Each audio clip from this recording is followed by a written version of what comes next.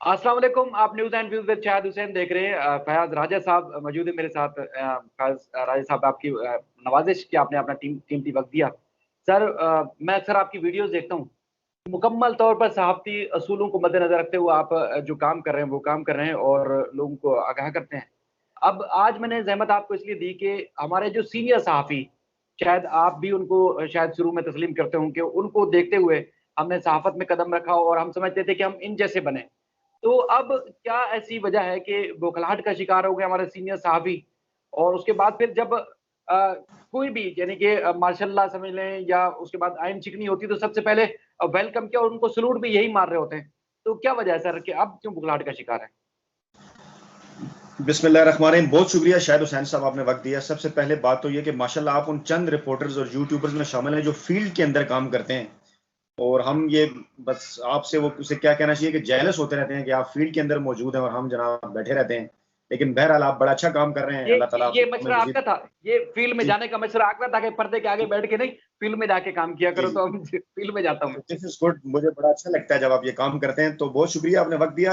आते हैं मौजू की तरफ। देखिए बात यह है कि पहले एक एक बात होता है कि जो जमहूरियत है उसके ऊपर कॉम्प्रोमाइज हरगिज नहीं हो सकता। ये मुल्कों ने बरसा बरस के सदियों के तजर्बे के बाद जो है वो ये निचोड़ निकाला कि बहरहाल एक ऐसा निज़ाम कि जिसके अंदर आप एक दूसरे को बर्दाश्त करते हैं, एक दूसरे की बात सुनते हैं और फिर भी इख्तलाफात होने के बावजूद एक सोसाइटी में रहते हैं, वो जमहूरियत है।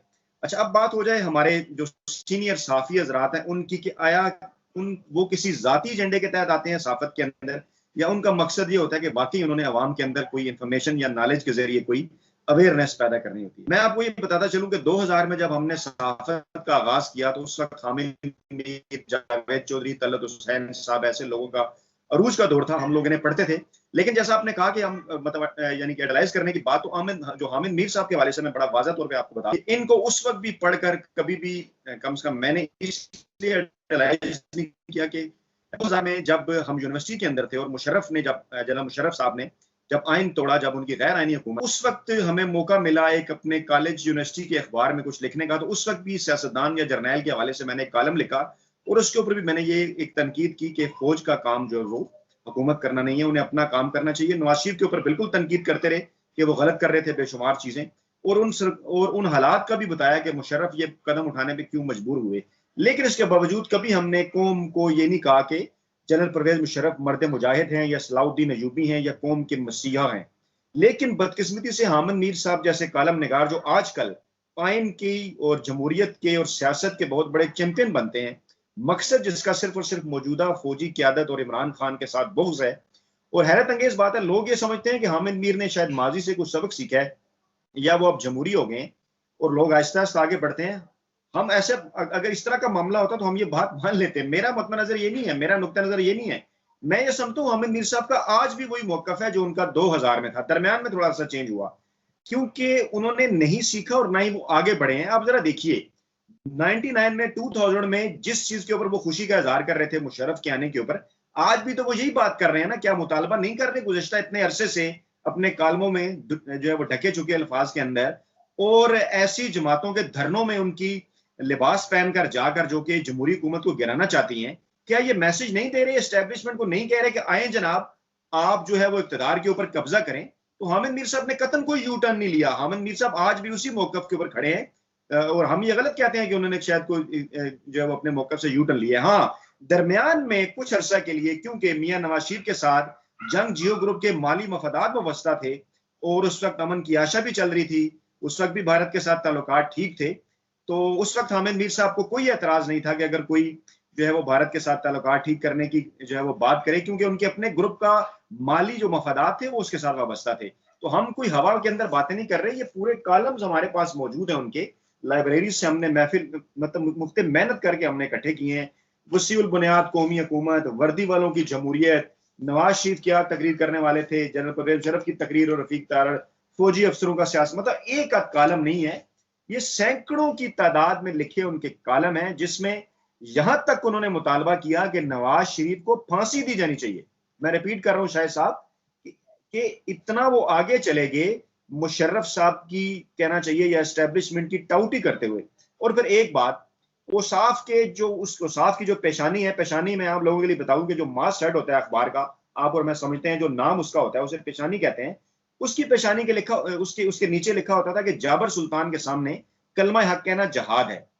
तो जाबर सुल्तान तो मुशर्रफ साहब उस वक्त थे जब वो इक्तदार में आए, जब उनका इक्तदार निस्फुन नहार अपना अरूज पर था। जो जनाब कम से कम 2005 तक वो ऐसा ही रहा, जब तक वो अदलिया की मूवमेंट उनके खिलाफ शुरू नहीं हुई। तो उस तमाम अरसे में 2-3-4 बरस के अरसे में तो हामिद मीर साहब ने इतने बूट पॉलिश किए, इतनी टाउटी की, और कभी इस बात के ऊपर गौर उन्होंने नहीं किया कि जाबर सुल्तान के सामने कहना कलमा हक जो जहाद है। तो अब एक शख्स, हम अब उसकी हमायत नहीं कर रहे। मैं ये बात नहीं कर रहा कि जनरल मुशर्रफ ने कोई ठीक काम किया था, गैर आईनी काम किया था, उन्हें अदालतों से सजा हुई, बाद में अगरचे उस हवाले से सुप्रीम कोर्ट से वो फैसला तब्दील हो गया। लेकिन बहरहाल जो भी कॉन्सिक्वेंसेज हैं, मुशर्रफ साहब को मुल्क के अंदर रह के भुगतने चाहिए थे, नवाज शरीफ साहब को भी मुल्क के अंदर रह के भुगतने चाहिए थे। ये हरगिज नहीं है कि पाकिस्तान के अंदर कोई सियासतदान या जर्नैल की जंग है। मैं वाजे कर दूं, पाकिस्तान के अंदर हैव और हैव नॉट्स की जंग है। मेरे और आप जैसे जो मिडिल क्लास के या लोअर मिडिल क्लास के जो गरीब लोग हैं, उनके लिए अदालतें दिनों में फैसले नहीं करती, घंटों में फैसले नहीं करती, उनको सालों गुजर जाते हैं। लेकिन जनरल मुशर्रफ साहब के लिए, नवाज शरीफ साहब के लिए, और इन बड़े बड़े सहाफी जिनको मैं मतलब लैंड लॉर्ड सहाफी कहता हूं, उनके लिए अदालतें फौरी तौर पे फैसले भी कर लेती हैं। अदालतें जो है वो जुम्मे के दिन भी लग जाती हैं, ब्रेक में फौरी तौर भी लग जाती हैं। तो मामला ये है कि हामिद मीर साहब इस वक्त अपने एक जाती एजेंडे की तकमील के लिए सामने आए हैं। और मैं अपनी सहाफी बरादरी को भी ये कहता हूं कि मेरा ये ईमान है कि हामिद मीर साहब ने पाकिस्तानी जो सहाफत है उसको इतना नुकसान पहुंचाया कि लोग अब फयाज राजा या शाहिद हुसैन की बात तस्लीम करने के लिए कतन तैयार नहीं। हम ये जो मेहनत मजदूरी करते हैं ना, बैठते हैं, आप अपने कमेंट बॉक्स में सुनते होंगे, लोग हमें भी गालियां देते हैं, कहते हैं आप झूठ बोल रहे हैं। क्यों? क्योंकि ये देखें आपके सीनियर्स ये करते थे। इन्होंने जैसे नवाज शरीफ जैसे लोगों ने पाकिस्तानी जमहूरियत में से एतमाद, लोगों का एतमाद उठा दिया, वैसे ही हामिद मीर जैसे लोगों ने पाकिस्तानी सहाफत में से लोगों का एतमाद खत्म कर दिया। लोग साफी को देखते हैं, कहते हैं वो जा रहा है पैसे लेने वाला। हमारे और आपके साथ होता है ये फील्ड के अंदर। लोग ये कहते हैं, लोग ये समझते हैं कि आपके सीनियर जब ऐसे करते थे तो आप भी ऐसे करते हैं। तो खुदारा मेरा अपनी साफी कम्युनिटी से भी मुतालबा है कि वो गरीब मजदूर रिपोर्टर्स, वो लोग जो कि 30-25 हजार तनख्वाह, 40-50 हजार, इवन आज के दौर में लाख तक भी जो तनख्वाह लेते हैं, वो बड़ी मुश्किल से अपने घरों के किराए देते हैं, बच्चों की फीसें अदा करते हैं, यूटिलिटी बिल्स देते हैं। इन 50-50 लाख तनख्वाहें लेने वाले एंकर्स को क्या मालूम कि इनके जाती एजेंडों की पदाश में उनके साथ क्या गुजरती है। 3-3 माह की उन्हें तनख्वाहें नहीं मिलती। तो हामिद मीर साहब अगर घर भी बैठ जाएं, वो अपनी अगली कई नस्लों को संवार चुके हैं। साफ्ती कम्युनिटी को मेरा यही मशवरा है कि खुदारा होश के नाखुन लें।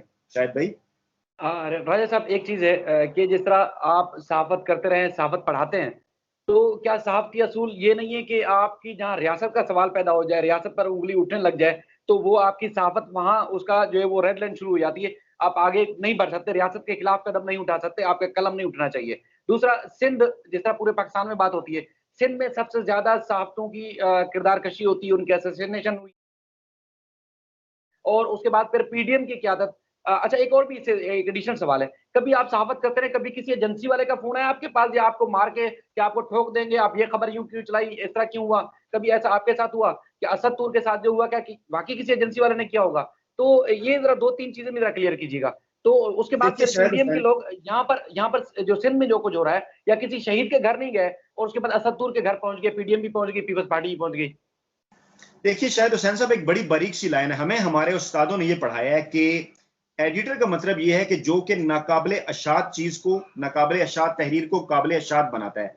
लोगों ने यहां पर जनरल अयूब खान के दौर में भी सहाफत की है, भुट्टो सिविल मार्शल एडमिनिस्ट्रेटर के दौर में भी सहाफत की है, जियाउल हक के सख्त तरीन मार्शल लॉ में भी सहाफत किया, जब अखबार खाली चला जाया करते थे। लेकिन उस वक्त कौन लोग थे, कैसे लोग थे उस वक्त फैज अहमद फैज जैसे लोग थे, उस वक्त जो है वो डान के जियाउद्दीन साहब जैसे लोग थे। और दूसरी तरफ अगर देखा जाए तो अनवर मकसूद जैसे लोग थे कि जो बड़ी से बड़ी तनकीद और बड़ी से बड़ी खूबसूरत बात ऐसी खूबसूरती से कर जाया करते थे कि मार्शल्लाह अवाम उसको किसी तरीके से रोक ही नहीं पाते थे। तो तनकीद करने का मतलब किसी को गाली देना हरगिज नहीं है। अब तो हम मजबूर हैं, सोशल मीडिया के ट्रेंड्स ने हमें भी इस बात के ऊपर मजबूर कर दिया कि लैंग्वेज हमने हमारी भी मुख्तलिफ होगी, थोड़ा से खुल के बात करते हैं, ऐसी टर्मिनोलॉजीज भी बात करते हैं। लेकिन इसके बावजूद मोबाइल तो आपके हाथ में है, हम एक सिंगल बंदे को एड्रेस कर रहे हैं। टीवी लोग फैमिलीज के साथ देखते हैं, अखबारात जो लोग पढ़ रहे होते हैं वो पढ़े लिखे लोग होते हैं, नई नस्ल के ऊपर भी उनका एक बुरा असर होता है। आप अपनी खबरों में किस किस्म की लैंग्वेज इस्तेमाल करते हैं, जिस हमारे ब्लॉगर दोस्त का आपने नाम लिया, मैं ये पूछना चाहता हूँ शायद साहब, आप मुझे ये बताएं उन्होंने कौन सी खबर ऐसी दी थी कि जिससे मुल्की एजेंसियों की कोई माली करप्शन सामने आई थी या कोई उनकी कोई बदयांती सामने आई थी? मैंने जो उनके 2-3 व्लॉग सुने उसमें तो वो हमारे ही एक और जो कोलीग हैं हमारे साफी ARY के अरशद शरीफ साहब, उनकी जाती जिंदगी को डिस्कस कर रहे थे कि उन्होंने इतनी शादियां कर रखी हैं और अस्तगफुरुल्लाह, अब क्या ये मामला यहाँ, वो ये कहने लगे कि वो हर औरत को अपनी बीवी बनाना चाहते हैं और जो उनको वैसे राजी नहीं होती उसको बीवी बना लेते हैं, उसे बेडरूम में ले जाए। ये किस किस्म की जुबान है? फिर शिफा यूसुफजई के हवाले से जो उन्होंने जुबान इस्तेमाल की, देखिए हम कतन किसी के ऊपर तशद्दुद की हिमायत नहीं कर सकते। हम मुआशरे के अंदर बातचीत और मुज़ाकरात के जरिए मिलजुल कर रहना चाहते हैं, आगे बढ़ना चाहते हैं। इसका कतन ये मतलब न लिया जाए कि हम किसी के ऊपर होने वाले तशद्दुद की हिमायत कर रहे हैं, हरगिज नहीं। वो दिन शायद हमारा आखिरी दिन हो सहाफत के अंदर, इस फील्ड के अंदर, कि हम अगर किसी के ऊपर तशद्दुद की हिमायत करें। बिल्कुल ये जुल्म है, ज्यादती है किसी के घर में घुसकर किसी के ऊपर तशद्दुद करना। लेकिन पहले मामले को खुल तो ले जाने दें। मामले को किधर आप लेके जा रहे हैं? पहले तफ्तीश तो मुकम्मल हो लेने दें, लेकिन फिर ये भी तो देखें कि वो साहब क्या कुछ करते रहे, वो भी तो लोगों को बताएं।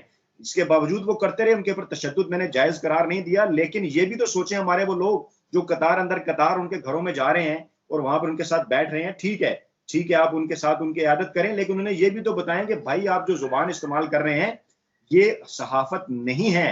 हम सबूत पेश करते हैं। हम अगर किसी को कहते हैं कि फलान एजेंटी या टाउटी की, तो सामने रखते हैं, बताते हैं कि ये जनाब आपने ऐसे कलम बेचा था। खुदारा सहाफत को पाकिस्तान में उस लेवल पर ना ले जाइए कि लोग इसके ऊपर यकीन ही ना करें, जैसा कि हो रहा है, और अपना और जिस शाख के ऊपर हम बैठे हैं उसी को काटना शुरू कर दें।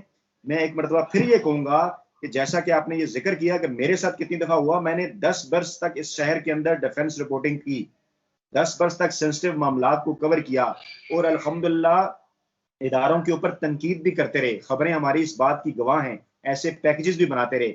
कोई भी इदारा उससे किसी पागल कुत्ते ने नहीं काटा हुआ कि वो तनकीद करने के ऊपर जो है वो आपके ऊपर चढ़ाई कर दे। जुबान के इस्तेमाल के ऊपर बात हो सकती है और यही हमने भी सीखा है। तनकीद का मतलब, तनकीद का लफ्ज अंग्रेजी क्रिटिक से निकला है, ठीक है, क्रिटिसिज्म का मतलब हमारे यहाँ यार दोस्तों ने ये समझ लिया है कि शायद किसी की बुराई करना। क्रिटिक्स का मतलब होता है कि नकाद का मतलब होता है कि आपने मुस्बत पहलू भी बताने हैं और मनफी पहलू भी बताने हैं। क्रिटिक्स यही काम करते हैं, क्रिटिकल एनालिसिस का यही मतलब होता है। सहाफी जब अपने एनालिसिस के अंदर क्रिटिकल एनालिसिस करता है तो वो दोनों चीजें आपके सामने रखता है, वन वे ट्रैफिक इस तरह से नहीं चलाता। हाँ, खबर के अंदर अगर किसी के पास, किसी के हवाले से आपके पास सबूत हैं, हकायक हैं, तो बिल्कुल वो आप कौम के सामने रखिए, पेश कीजिए कि फलां ने ये की। मैं यही तो दोस्तों को कहता हूं कि बजाय इसके कि टीवी चैनल के ऊपर बैठ के हम फर्जी कहानियां गढ़ें कि डिफेंस बजट इतना खा गए, हम कंपैरेटिव एनालिसिस कर लें कि अमेरिका का इतना डिफेंस बजट है, इंडिया का इतना है, रशिया का इतना है, चाइना का इतना है, आप पाकिस्तान इससे छोटे हैं, आपका इतना क्यों है? हम इस पर डिबेट करते हैं, बिल्कुल। हम कहते हैं एजुकेशन और हेल्थ का बजट बढ़ना चाहिए, लेकिन किसी को गाली देना, और फिर हामिद मीर साहब ने जो जुबान इस्तेमाल की कि हम तुम्हारे घरों की बात करेंगे, घरों की बात उन्होंने आज नहीं शुरू की। हामिद मीर साहब इससे पहले नवाज शरीफ के बेडरूम में भी घुसे हुए हैं। ये कालम गवाह है, इन्हीं कालमों के अंदर पता नहीं अब नवाज शरीफ के मुतल्लिक ये इन्फॉर्मेशन उन्हें किसने दी, यकीनन एजेंसीज ने दी होगी जिनको आजकल वो गालियां निकालते हैं। और वो अपने कालमों में हामिद मीर साहब ने ये तक लिखा हुआ है कि नवाज शरीफ अपने बेडरूम के अंदर बैठकर, एक खुफिया अलमारी थी खुफिया, जिसके अंदर वो दुबई से मंगाई हुई इंडियन गंदी फिल्में देखा करते थे। अब ये सहाफत है, ये हमारे सीनियर करते रहे हैं। तो वो कह रहे हैं अब बेडरूम में घुसेंगे, वो बेडरूम में लोगों के पहले भी घुसते रहे हैं। खुदा शायद हुसैन साहब, मैं शायद थोड़ा जज्बाती होगा क्योंकि हमारे प्रोफेशन का मामला है, लेकिन बहरहाल आपने सवाल किया तो बात करनी पड़ गई। तो ये सिंध में सर जो हो रहा है सहाफियों के साथ, मैं मुझे भी कभी कभी खौफ आता है। लोग हिम्मत भी आप जैसे दोस्त बढ़ाते रहते हैं कि तुम डटे हुए बात करते, बात वही करता हूँ जो अदालतों में होती है, जो करप्शन या बदनवानी के मामला सामने आते हैं, वो या नाअहली या जो भी तनकीद होती है, दायरा इख्तियार के तहत, दायरे के तहत मैं करता हूँ। तो लोग मुझे तनकीद का निशाना बनाते हैं, लेकिन इंटीरियर में काफी नुकसान हो रहा है सहाफियों का। शायद भाई बात लंबी हो जाएगी, लेकिन इसी के ऊपर कंक्लूड करते हैं। बात आपकी बड़ी दुरुस्त है, ये बड़ी बदकिस्मती है। अच्छा, पहले तो मैं एक मैं क्रेडिट दूंगा पीपल्स पार्टी को कि हमारे मुल्क के अंदर 3 जो मुख्तलिफ इदारे हैं, जैसे आप पार्लियामेंट कह लें या आपकी अदलिया कह लें या आपकी जो मिलिट्री स्टैब्लिशमेंट है वो कह लें या मीडिया कह लें, मतलब सारे इदारों को, इनमें से जिस इदारे के ऊपर भी जब भी बुरा वक्त आया ना, मतलब मैं ये जाती तौर पर समझता हूँ कि मिलिट्री स्टैब्लिशमेंट की जानिब से पीपल्स पार्टी के साथ ज्यादती हुई। मैं ये जाती तौर पर समझता हूँ कि मीडिया की जानिब से पीपल्स पार्टी के साथ ज्यादती हुई जब इक़्तिदार थे। मैं ये समझता हूँ कि पीपल्स पार्टी के साथ अदलिया की जानिब से भी ज्यादती हुई जब वो इक़्तिदार में थे। लेकिन अहम तरीन बात यह है कि जब भी इन तीनों के ऊपर बुरा वक्त आया, मीडिया के ऊपर, अदलिया के ऊपर या मिलिट्री के ऊपर पाकिस्तान की, तो पीपल्स पार्टी इनके पीछे खड़ी हो गई। नवाज लीग ने इन्हें कभी उस तरह से सपोर्ट नहीं किया, यानी इदारे को। लेकिन पीपल्स पार्टी की एक बदकिस्मती है या कैलकुलेटेड पॉलिसी है कि वो मरकज की सतह तक तो इस किस्म की ह्यूमन राइट्स के हवाले से बात करती है, लेकिन ये बड़ा अजाब है। हम इस्लामाबाद में बैठे लोग इसको देख के सोच के हैरान होते हैं कि शायद पीपल्स पार्टी भी उसी मुनाफिकत की पॉलिसी का शिकार है कि वो यहां तो कहती है कि इस्लामाबाद में सब कुछ बेहतर हो, पूरे पाकिस्तान में बेहतर हो, लेकिन सिंध पे कोई ध्यान ना दे। अब जैसे मेरे भाई आपने बताया, इससे पहले भी हम खबरें पढ़ते रहते हैं, यहाँ बैठ के कुड़ते रहते हैं कि पाकिस्तान में सूबा सिंध के अंदर साफियों को शदीद तरीन मसाइल का सामना है। माली मसाइल भी हैं, सेहत के मसाइल भी हैं और जानी मसाइल भी हैं। कत्ल तक कर दिए गए सहाफी, और उसके अंदर ऐसे केसेस भी हैं, लोगों ने सबूत पेश किए कि सियासतदान मुलव्विस हैं, पीपल्स पार्टी के लोग मुलव्विस हैं। अभी वो गैंग के हवाले से मुराद अली शाह से भी सवाल हुआ तो लोगों ने कहा कि आप इस सहाफी की सख्ती है। आप बिल्कुल ठीक बात कर रहे हैं। पीपल्स पार्टी को ये मुनाफिकत ज़दा अपनी जो पॉलिसी है ये छोड़ना होगी कि इस्लामाबाद के अंदर, मरकज के अंदर तो जी आज़ादी सहाफत के वो बड़े चैंपियन हैं, और उसके बाद अपने सूबा जहां पे उनकी हुकूमत है, गुज़श्ता तीसरी हुकूमत है ये मुसलसल, और वहां पर ये सूरत हाल है ह्यूमन राइट्स की और साफियों के हवाले से दीगर चीजों की कि साफी खौफजदा है उनसे। ये पॉलिसी अब नहीं चल सकेगी। पाकिस्तान के अंदर सोशल मीडिया है, लोग सब देखते हैं, जानते हैं और सुनते हैं, और इसी तरह जो हमारा मीडिया है उसको भी ये दोगली पॉलिसी छोड़ना होगी कि लट लेके वो यहां तो इमरान खान के पीछे पड़ जाएं। बिल्कुल तनकीद करनी चाहिए, मैं भी इसके हक में हूं कि अगर साफियों के ऊपर वो कुछ करते हैं तो बिल्कुल तनकीद करनी चाहिए, लेकिन इसके तो मीडिया हमारा कहां है? मेन स्ट्रीम मीडिया वो सिंध के हवाले से क्यों बात नहीं करता? और यहां पर पाकिस्तान पीपल्स पार्टी के जो फरतुल्लाह बाबर हैं वो साफ्ती तंजीमों के यहाँ इजलासों में बैठते हैं इस्लामाबाद के अंदर, प्रेस क्लब के अंदर, उनके साथ बैठ के धरने प्लान करते हैं आजादी सहाफत के लिए। हम उनका एहतराम करते हैं, उनकी खिदमत एंड रिस्पेक्ट करते हैं, लेकिन खुदारा फरतुल्लाह बाबर साहब और दीगर जो लोग अगर हमें सुनते हैं पीपल्स पार्टी के करता धरता, वो अपने सूबे के ऊपर भी तवज्जो दें। वहां पर जो सहाफत और सहाफियों के साथ जो कुछ हो रहा है वो कतन सूरत हाल इससे बेहतर नहीं है जो इस्लामाबाद में।